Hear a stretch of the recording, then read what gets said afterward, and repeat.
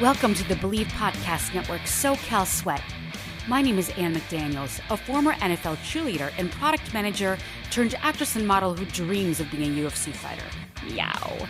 Learning strategies to help motivate others leads me to bring you interviews each week from a range of athletes, experts in fitness and nutrition, and so much more. Thanks for listening to Bleav, the #1 podcast for working professionals, and let's push our endorphins to higher performance through SoCal Sweat.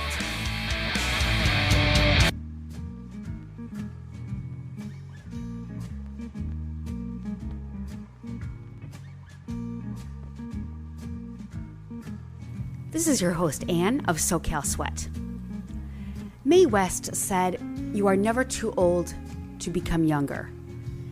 And Lucille Ball said, "The secret of staying young is to live honestly, eat slowly, and lie about your age."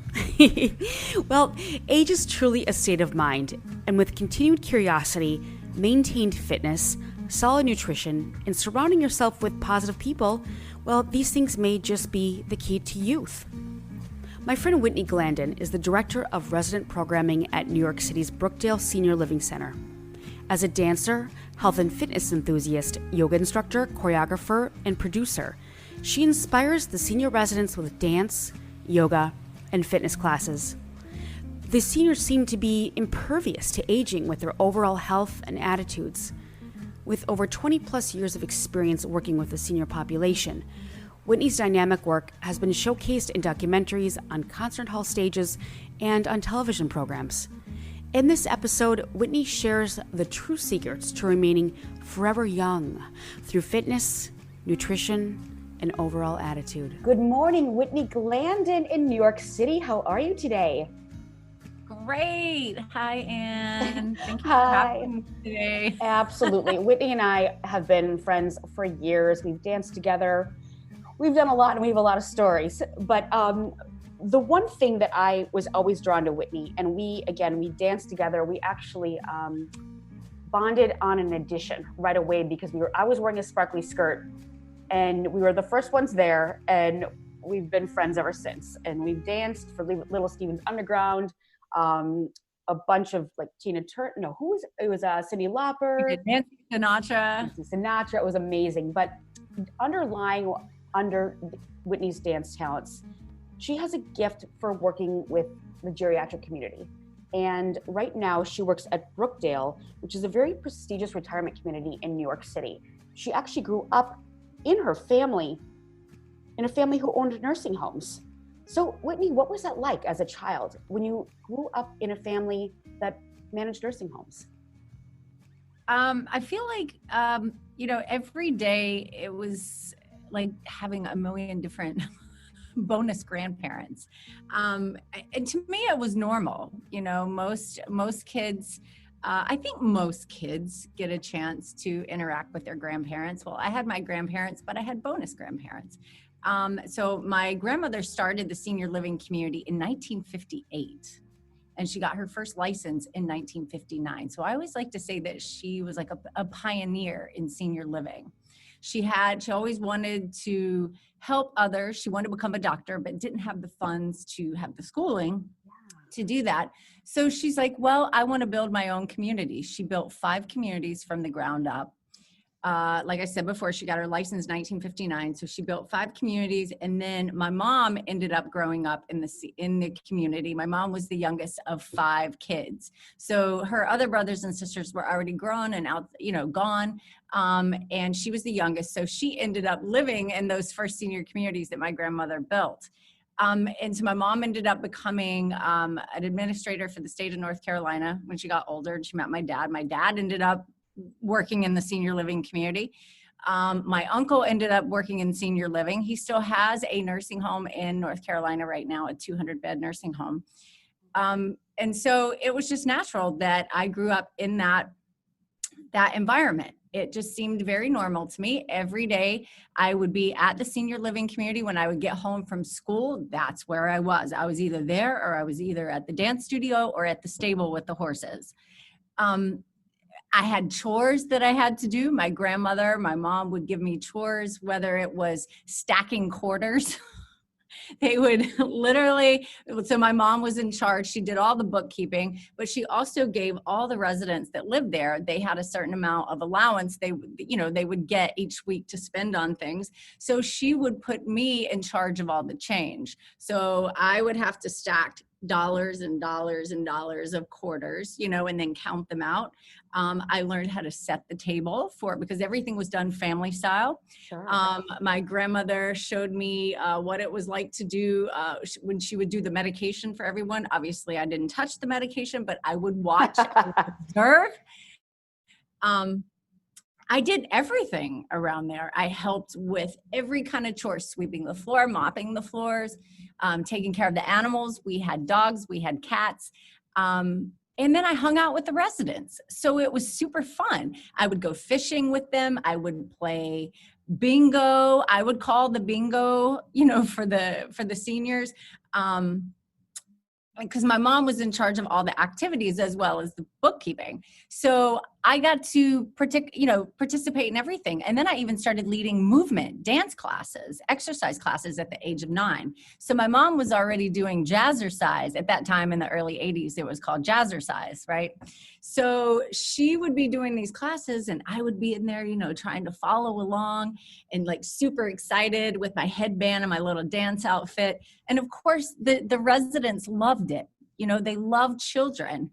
And having a young person, and then my sister was born, so the two of us were running around. So finally, my mom said, "You know what? You want to do a class? Let's go get the jam box or the radio." At that time, she's like, "You've got a captive audience." She would get all the residents into the, in a circle in the room, and I'd put the music on and she'd be like, "Go for it." So I would be in there with my arms up and out. And it was a natural thing for me to be leading people in a fun movement environment, so we were exercising, we were smiling, and it was happy. And it just seemed like something so natural that came to me. And I feel like that's carried over into what I'm doing today, right here in this present moment in New York City with these amazing seniors here at Brookdale.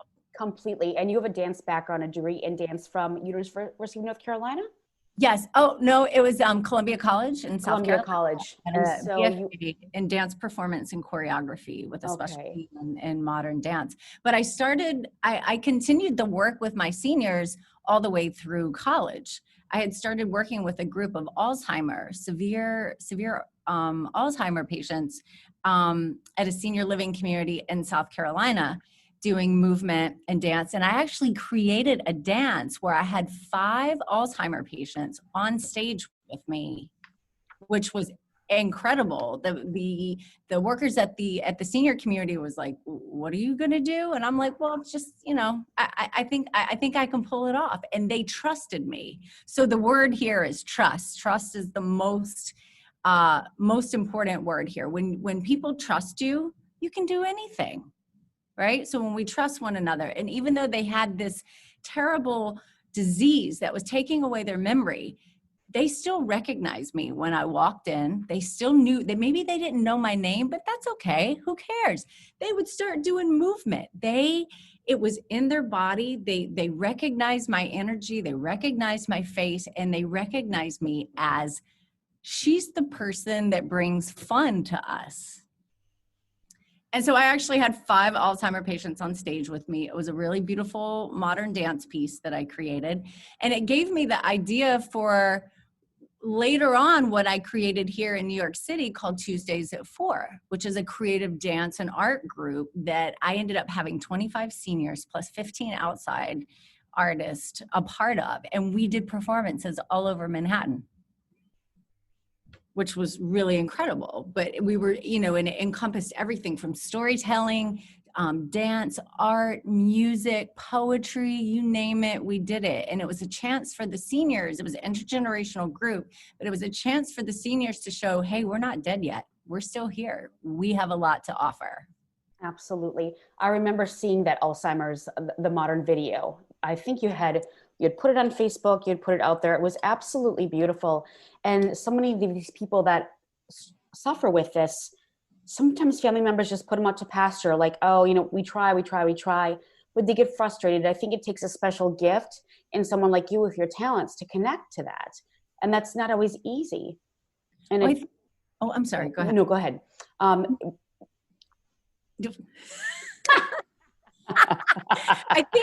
think for me, what it is I'm comfortable. I'm very comfortable with the uncomfortable. And, not most of my seniors here at Brookdale are independent living. We do have some folks that do have some early dementia signs. But the seniors that I was working with when I was in college had severe Alzheimer's, and I have worked with severe Alzheimer patients here in New York City as well. But it's learning to be comfortable with the uncomfortable, and their comfortable is really our uncomfortable. We have to learn how to meet people where they are right here and right now in the present moment. So many times we try to change other people. It's not about changing other people. And I mean, this has to do with just in life in general, right? It's learning to meet people where they are, right in the middle, meeting them, and accepting them for who they are. So acceptance is a big word that I use and a theme that I use for a lot of my classes. It's all about acceptance. It's about being present right here, right now, in this present moment, how you are, how I am, how we feel. And a lot of my classes, when the seniors come in, whether it's the Tuesdays at 4 group or it's just a regular dance class, dancercise, yoga, I always tell them, just do what you feel today. It's not about what your neighbor's doing, what I'm doing. Really, I'm here with a gift, and I'm presenting a gift to you, and all you have to do is accept it. If you don't want to accept it, that's fine too. Like, we just have to be where we are right here, right now. And every day is going to be different. Every day our body is going to be different. What I did yesterday in yoga, I may not be able to do that today, but I accept that. Some days it's hard, and some days I go, oh my God, but I did so much better yesterday. Well, that was yesterday. It's water under the bridge. It's gone. You're never going to get yesterday back. What we have to do is be right here, right now. What a great attitude, both physically and mentally, because you're already showing them, I'm not like I was yesterday, and you're young. So you're showing them that it's okay. And especially in their age groups, they're not going to be the same every day. Sometimes they probably may not be able to get out of bed due to chronic pain or what have you. And so you kind of sharing that gives you a lot of ethos for, again, the word trust, as you established that that's such an important word. Now, I feel as if your home is just such a prestigious elite home. What are hopes for the rest of the aging population, because you offer so much to them in such a gorgeous environment with healthy food and just some of the best education and entertainment in New York City, right in the heart of Battery Park. Mm-hmm. So many homes don't have that, and people are kind of put out to pasture. What could someone do that's entering aging, or who's a daughter or son of someone that's becoming very, getting older, they're showing the signs and symptoms, they're getting kind of maybe crabby, or they're not, wanting to eat properly. What is your suggestion to them, and what would be your advice for people that are aging? Well, I think, we have to try to surround ourselves with really positive people. We have to surround ourselves with people who are going to uplift us, lift us up. We have to be able to lift one another up. And I know that, socialization is so important to mental well-being and to physical well-being. So it is important. Not everybody can come to live here at Brookdale Battery Park City in Manhattan. Yes, it is. It's a very prestigious senior living community. But you can find positive people anywhere. And if you're looking for a senior living community for your loved one or for yourself, I recommend going in, have a tour, ask to talk to the resident program director, the activity director. That's my position. See what kind of programs they have. See if you can go in and maybe stay a couple of days, talk to residents who are really engaged in the programs. eat in the dining room there, check out the food, talk with the chef. Engage in the happy hours. Yes, engage in the happy hours. Hopefully they have happy hours, which most places do. Some places don't offer alcohol in the way that we do, but we are independent living. So we're able to do that. And we have a liquor license. So we're able to offer just wine. That's all we do. Sure. But some places like assisted living, they can't do that because of medication and that type of thing. Right.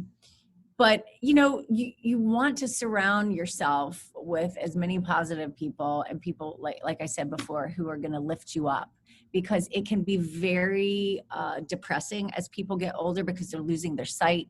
They might be losing their hearing. They may not be able to walk as well as they did before. It's important, like I said before, it's important to find people who are like-minded, who are going through some of the same things, and maybe a buddy, someone that you can befriend, and that you can go walking with, that you could go to a yoga class with, that you can eat with. Eating is so important in senior living. That dinner time, breakfast, it's social hour. Absolutely. And that's where they discuss a lot. And this is where I'm concerned, because my grandma is awesome. She's extremely with it. She's in her 90s. She's a powerhouse, but this COVID has really isolated her. And she has and she's a strong German woman. She would never admit to any kind of, everything's positive. We are a shell. We cover our emotions completely. And she admitted to me, because I call her like every other day. She's one of my favorite people in the world. She's very lonely, and it's very difficult. And this is in Wisconsin, so it's very isolated, and nobody wears a mask in this area. So she is concerned. And, my family went out for brunch, and I asked my mom, did anybody wear masks? And they brought my grandma. And I was so upset. And I'm like, I know it's none of my business, but it is, because it's very precious cargo to me. It's your grandma. Yep, absolutely. And she's I worry that in the age of COVID, with some of these aging seniors that are living at home independently by themselves, that it's very depressing. And I feel like that ages you faster, and the negativity sets in, and then all they're watching is the news. Get off the news. It's just depressing. So I'm sending her magazine subscriptions, fun things to read. She's super smart and independent, but this COVID is really hit. And it's very concerning. And I know I'm not the only one, whose family members affected. We've noticed that. So, with our seniors in the beginning, when we were the epicenter of COVID, we were doing and we're still doing every precautionary, keeping it super strict here. Still outside people are not allowed in. Families are not allowed in unless they're meeting their family member in the garden, which is, obviously outside, and they have to be social distance with full PPE, or they can also meet their family member in the park, but they have to be socially distanced, full PPE. But in the beginning, none of that was even allowed. We as the staff were not even allowed. We could see them from a distance. Say if we were delivering, we would have people from the dining room delivering their meals 3 times a day. We were doing activity packets because there was no meeting in small groups. We can do small groups now that we're at level 3, in Manhattan now is at stage 4 opening. So we're able to do small groups of 10 people or less.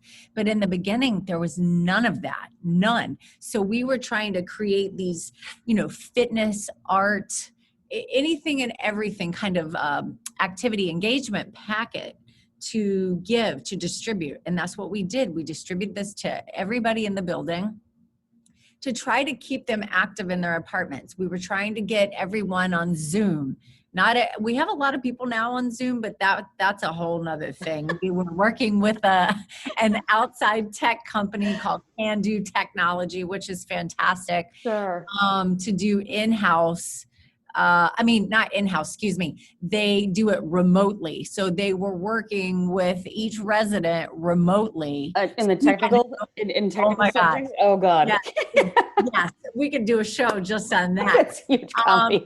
And we have some seniors who are so tech savvy. They're incredible at 95 awesome. Years old on Zoom. And then we have some that are like, I don't want anything to do with that. like, Zoom, what is Zoom, you know? And I'm like, this is the new normal. You're going to have to join Zoom. So most of them have. Some are still like, nope, don't want it. We'll never use it. Don't tell me about it anymore. So but funny. we've had some really funny experiences with that.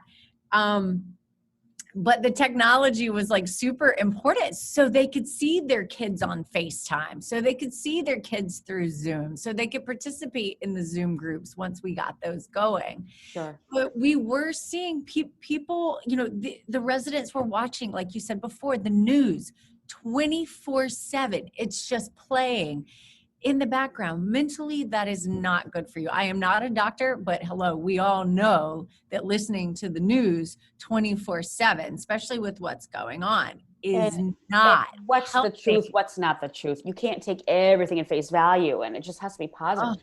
Plus, they were looking out their windows, and the riots were happening probably right outside the windows. Well, that started later, and but we're kind of off the beaten path down here in Battery Park. So they really didn't see any of that. Good. But a lot of them are news junkies, so you know, very political, and they're just like news. So it finally, towards I guess it was beginning of May, that's when our in-house doctor from NYU, who is incredible, he said, we got to start getting people outside. They got to start getting some sunlight. This is super important. Vitamin D is important. Yes. So I started organizing everybody, the whole building, going out at certain times just to get sunlight. To get some fresh air, you know. So we had people running to apartments, delivering gloves and masks, and people are like, I have to wear that. Yes, you have to wear it. Sure. But they listened to them enough to where they were like, okay. We still have a few that come down with no mask, no gloves, and we're like, we just have masks like waiting to hand to them. And we're like, you have to put the mask on. But I hate it. And I'm like, I hate it too. But we must comply. Yes, we have to do what we have to do. Sure. But most of them, you know, do really well with it. And so. And these are highly functioning retirement adults as well. So that's a little different story. What would you suggest? Because it's scary for anybody to enter COVID with, even if you have the best immunity system, it doesn't matter because it can get everybody now, as we see. What do you say?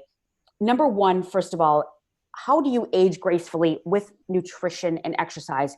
And what do you do particularly for the seniors or for yourself in this age of COVID? Because you are such an important role, because you're going to go out in the public and then you're going to come back to them. So you probably have to watch yourself in a triplicate fashion.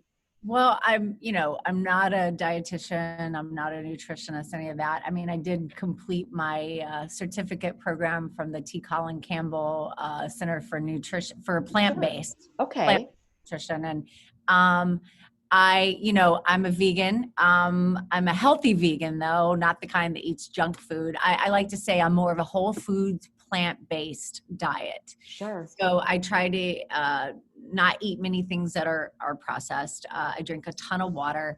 I just try to eat a very well-rounded balance of grains and nuts and seeds and vegetables, fruit.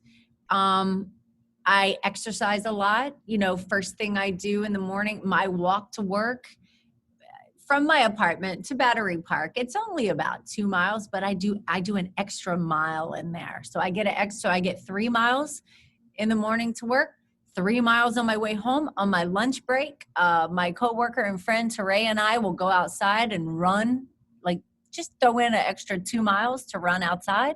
We'll do some yoga together. We'll do some yoga after work. We play tennis. You know, I feel like, and yes, some people will say, oh, that's extreme. Well, to me, that's not extreme. And not to people like you and I know. Right. And we dance. You know, I'm not dancing as much as I used to, but I am teaching dance classes to the seniors, the small groups now that we're doing. But fitness has always been fitness and nutrition have always been a major part of my life growing up. And I know it's the same way with you, Anne. We've always talked about this for years. It's super important to me what I'm putting in my body. What I'm feeding my body mentally, physically, and spiritually for me because I feel like all three for me work hand in hand. So right away in the morning, I get that 3-mile fast walk exercise, first thing in the morning to work. And it helps me set the pace for my day. So I'm constantly trying to help the seniors in that way of, okay, well, maybe you didn't do this the first 60 years of your life, It's never too late. Fine. It's never too late. Get outside and go for a walk. Yes. I have people coming to my yoga class now. I have one woman who's 98 who had never done yoga before in her life, but she walks every day. She's in incredible shape. And she said, "Oh, you cured the place on my back." I said, "What?"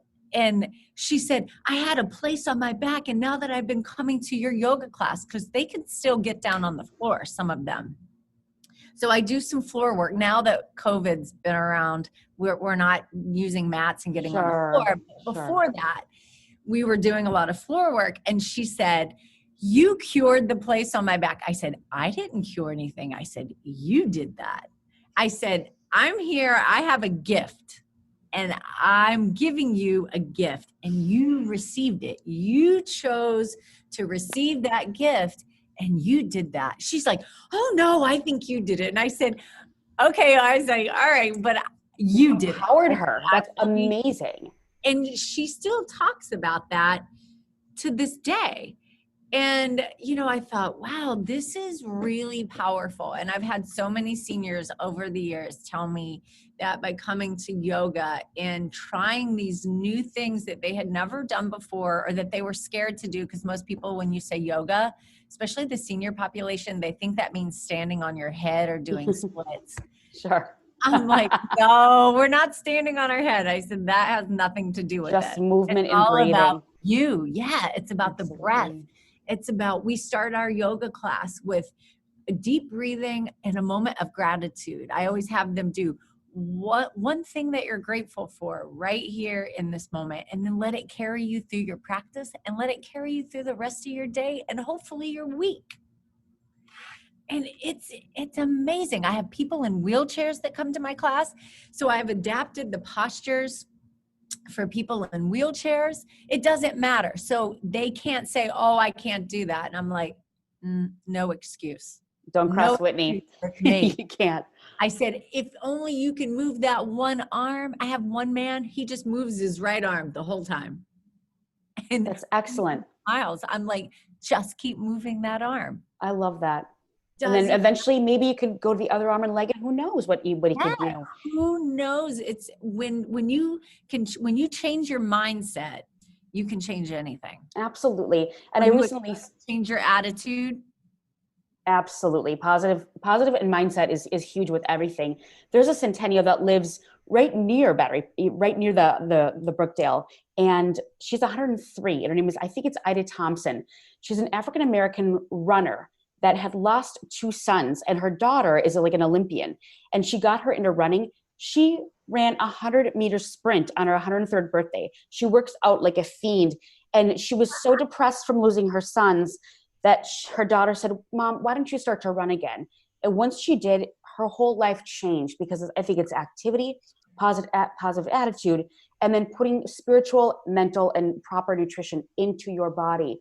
And with that, do you talk about plant-based with your seniors? I mean, at this point, I'm sure it's very difficult, but if someone's going into aging, and how can we prevent aging, would you say? Like my mom, because I grew up with my mom, who's an exercise fiend, so was my dad. They both believe it's the fountain of youth is exercise, and they both look so young and vibrant. It's sick. I think movement is medicine. Mm-hmm. And medicine is movement, so I've always gone by that. And I had a senior years ago who he was a former surgeon, and he came to every single one of my exercise classes. He lived for my classes, and he was such an inspiration. But that's exactly what he would say when he would walk in: movement is medicine. And he lived to like 98, 99 years old. And he ate whatever he wanted, but he ate very little, very controlled portions. And I've found that with a lot of my seniors here, there are some that just eat junk. They live on junk. The more sauce, the better, more whatever. And if they're at that age, go ahead. Whatever. Who am I? Sure. I'm 41 years old. Okay. I'm learning from them. But it goes both ways. They always tell me that. They're like, but I learned from you too. So they love to hear about my plant-based eating. I had two ladies years ago. They've passed away since then, but I was super close to them. And one died at 103. She was about to turn 103. Wow. And the other one died at 99. And one of them was a former Auschwitz, a Holocaust survivor. I remember her. Yeah. Okay. Yeah. So these two were best friends, and they were two of my best friends. And they came to my yoga class for years, up until they were ill and could not, walk physically into the class. And they said, we want to try that vegan food. And I said, vegan? I said, vegan? And they're like, yeah, vegan. And, and I said, okay. I said, all right, we're going to go have vegan food. They said, so I took them both. I took them separately first, and they had their first vegan meal at Blossom, which used to be 21st and 9th Avenue. You've gone. Sadly, Blossom closed because of COVID. I was going to say, oh, that's awful. Sad, very sad. But I took them both, and then I took them together, and then we started having this once a week vegan meal time together. I would take them to different places in the city, and they started kind of adapting. It became part of when they would eat dinner here at Brookdale, it became part of their conversation as, what would Whitney eat? Oh my God, that's amazing. Like, oh, she wouldn't eat that because it's got the meat. big pork loin of ribs. But they both were very small, petite, and they ate pretty much what they wanted, but they were curious. And I think that's what is so important, is when you age, you've got to stay curious. Yes. If you don't stay curious, and this is for all of us, this is what I feel we need to take away from our seniors. What we need to learn is, if we don't stay curious, how are we ever going to expand our knowledge on things? How are we going to move forward? We have to stay curious. And that's the thing. Some people get so stuck in their ways. Yeah. They get so one-sided that it's this way or no way. Stay curious. So absolutely. I think that's one of the most important things for aging gracefully, because we're all going to age. Nothing is going to stop us from aging. We're aging from the moment that we're born. Mm-hmm. And what's wrong with aging? If we can do it gracefully and beautifully. And you can be happy. Our own and happy. That's what it's about. It's about being happy. But you can't teach somebody happiness. You have to find it within. It has to come. It's joy. Joy is from within. And when you're happy with yourself and who you are, then that's the most important thing. Right. And, I've had seniors who have lost kids. They said, I never thought that I would have outlived my children. But and I think about like the cancers, the diseases that they've been through, things that they have recovered, and here they are at 95, 96, 99, 100. I have one who's 103, and she's like, Whitney, what am I still doing here? She's still very positive, but she says, why do you think I'm still here? I said, because you are such an inspiration to so many people. That is part of your purpose. That's why you're still here. And she's just like, okay. And she just looks at everything as, all right, there's a reason for that. I'm here. I'm content. I'm satisfied. And she's 103. Unbelievable. But she does tell me she's tired. And I said, you have every right to be tired. Absolutely. And after a while, it's almost a curse to live that long when you're losing people, because you see everybody die. And I'm sure it is, why am I still here? But you offer a lot of good balance for that. Now, what do you do just a quick question before we kind of start to wrap up. If let's just say someone's living at home and they're really lacking on their nutrition, and maybe their caretaker constantly brings them nutritious meals, but all they want to eat is like cookies, because I feel like that is kind of a common thing where they're just stuck in their ways. How do we ensure proper nutrition? Because, I've offered ensure nutrition, or, some kind of a shake to get the protein, but sometimes they forget or they don't want to be told what to do, and they only want, and they're malnourished. Well, I think sometimes, and like I said, I'm not a doctor, but I have had a ton of experience in working with the geriatric population from the moment practically that I was born. Sure. Being in all kind of situations that I could tell you a million stories about. But I feel like when someone is not wanting to eat, right, or they're just wanting to eat cookies or the sugar, or, there seems to be, maybe there's a much deeper issue going on. It could be something very deeply rooted. Maybe they're depressed, So maybe I don't think it's just the fact that they want to eat cookies.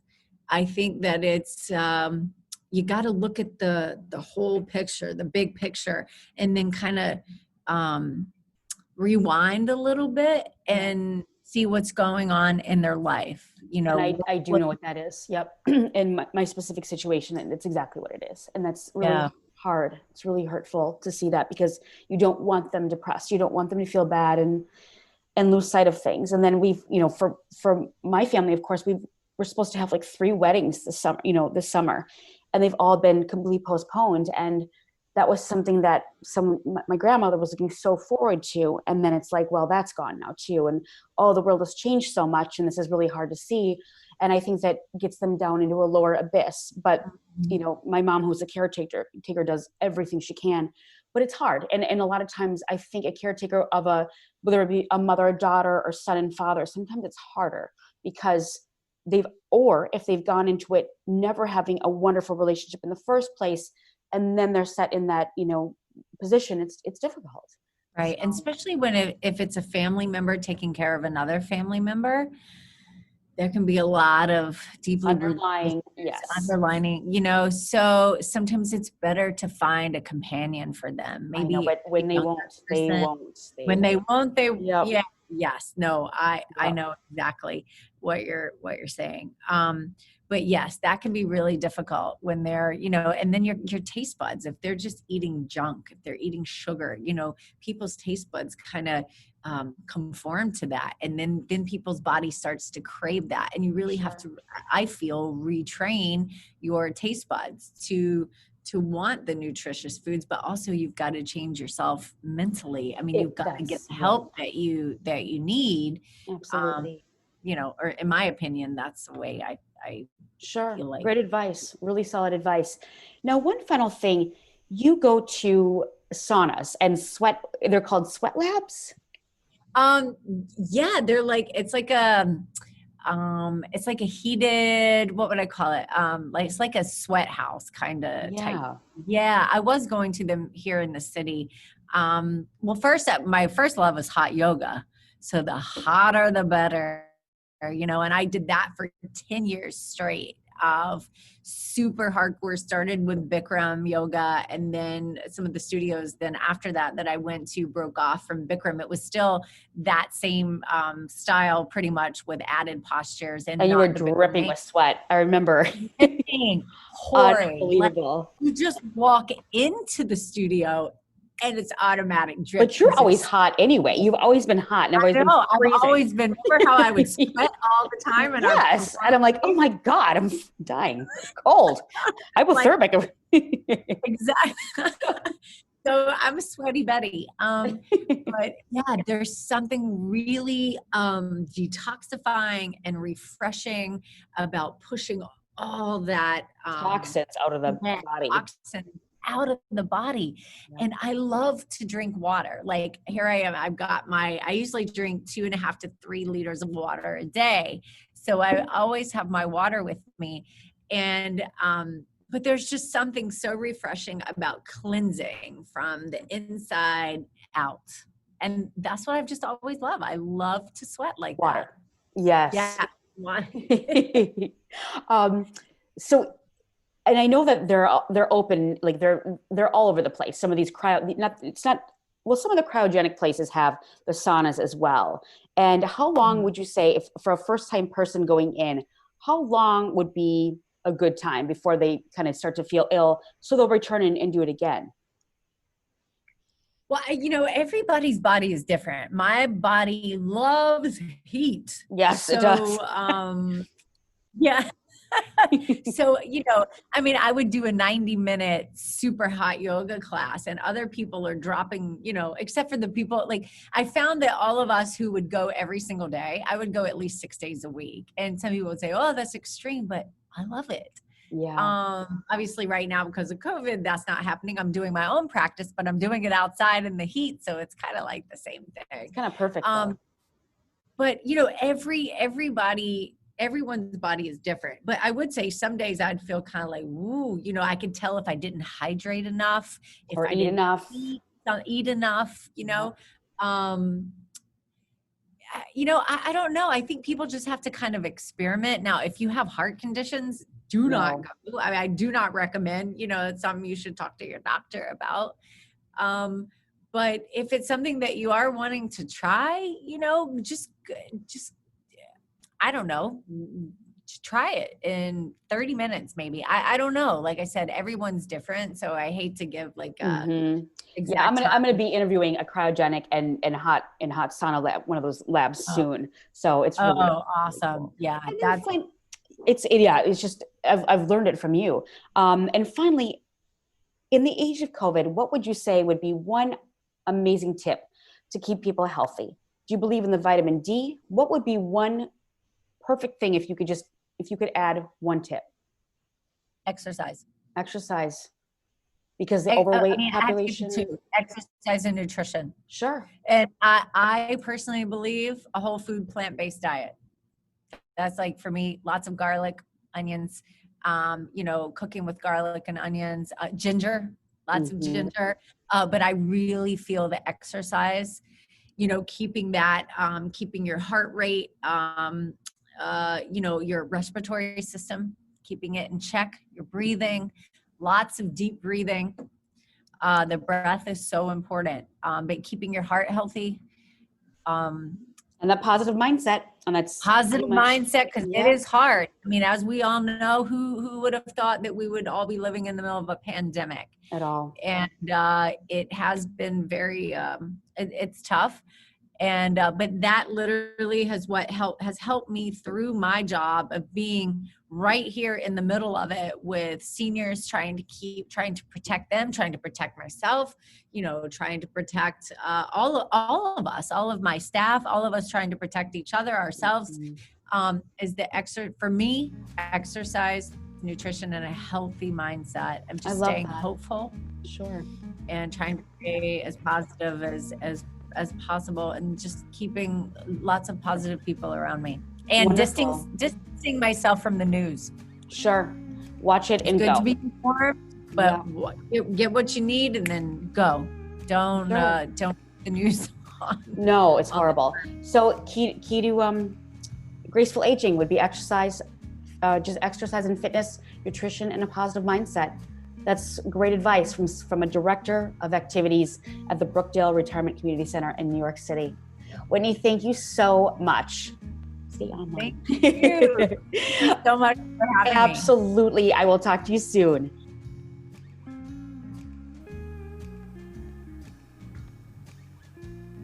And that was Whitney Glandon, Director of Resident Programming at New York City's Brookdale Senior Living Center, sharing her secrets to aging beautifully through physical activity, proper nutrition, and a positive mental attitude while surrounding yourself with great people.